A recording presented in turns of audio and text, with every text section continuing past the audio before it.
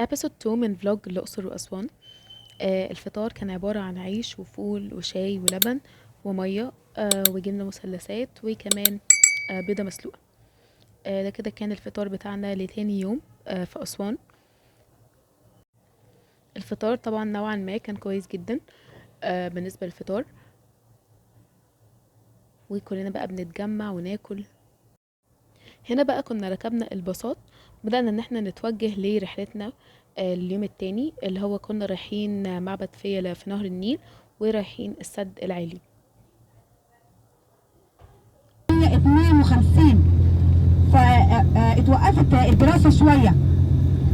بعد ما خلصت الثورة راحت الدراسة لبيت الثورة، فابتدوا دار خزان القديم على ايدينا الشمال.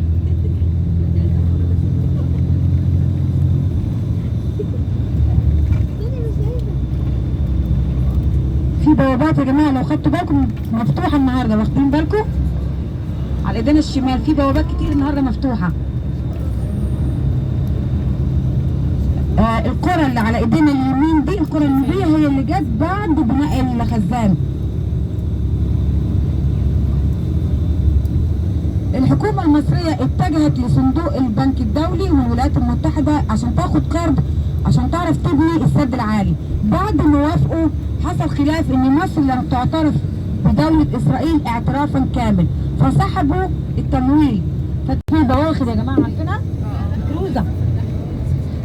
هتلاقوا المراكب واقفة قدام دي بقى بيعملوها لعشاق البحيرة اللي عايزين يشوفوا التماسيح والكلام ده، بيعملوا من هنا من اسوان ان شاء الله. اللهم بارك، ربنا يحفظه يا رب.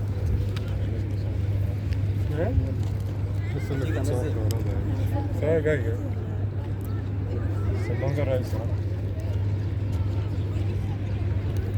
هو ايه الفرق بين الخزان والسد اصلا؟ ما قلنا الخزان ده اصلا السد العالي يا جماعة اتبنى عشان يحمي من الفيضانات وعشان يخزن المية لاستخدامها في الري والزراعة، وكمان بنولد بيه الطاقة وبيحمي مصر من الجفاف. وبناء على بناء السد نتج عنه بحيرة اسمها بحيرة ناصر، ودي تعتبر من أكبر البحيرات الصناعية في العالم، وكمان بتمتد داخل حدود السودان. وده طبعا مخزون للمية استراتيجي في مصر. هو هنا زي ما انتوا شايفين ده السد العالي. هو اليوم اللي رحنا فيه ما كانش مفتوح اي بوابات، اللي احنا عدينا عليه في الطريق اللي شفتوا فيه مية بتطلع ده كان الخزان القديم. وعدينا برضو في الطريق على بحيرة ناصر، وزي ما انتوا شايفين بعيد خالص ده حاجة اسمها رمز الصداقة.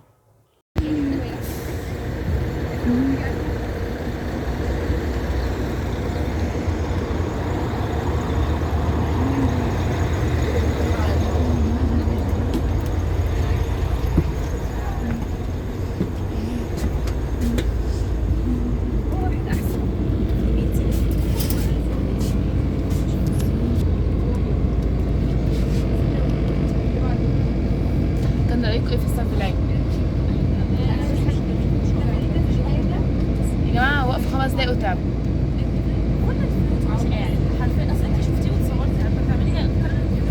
ماشي هنروح فين دلوقتي؟ رمز الصداقة. ماشي خليكم معانا بقى. بعد كده يا جماعة رحنا رمز الصداقة، وده الحقيقة أنا كنت أول مرة أسمع عنه في حياتي. بيبقى جواه زي أسانسيرات كده بتطلعوها عشان تشوفوا تقريبا المدينة كلها من فوق، تشوفوا نهر النيل كله من فوق. يا جماعة هو مش باين في الفيديو بس هو ارتفاعه كبير جدا جدا جدا، وشكله من جوه تحفة تحفة. انا عايز اطلع كده.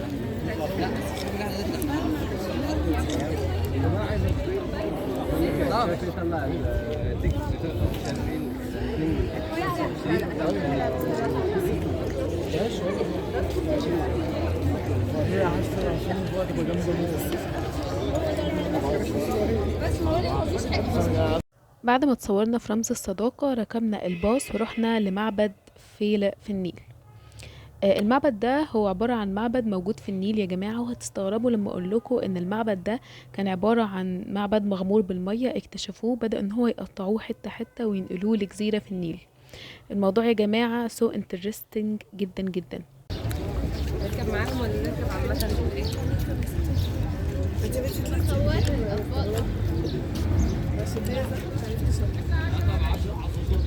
كلنا دخلنا على القلعة صح؟ القلعة اللي في اسكندرية صح؟ ده تبع 10 حظاظات، ده تبع 10 اسعار مصريه، ده تبع 10 حظاظات. سوق كبير عادي. انا يعني مش كل مرة الاقي سعر ايه اللي انا اشتري فيه. هنا بقى كنا ركبنا المركب في النيل. من احلى الحاجات فعلا في الرحله كلها ان احنا كنا كل حاجه يعني معظم الحاجات بنركب لها مركب في النيل، واحنا رايحين واحنا راجعين. فيعتبر ركبنا مركب في النيل كتير جدا جدا جدا. الموضوع صراحه كان حلو جدا.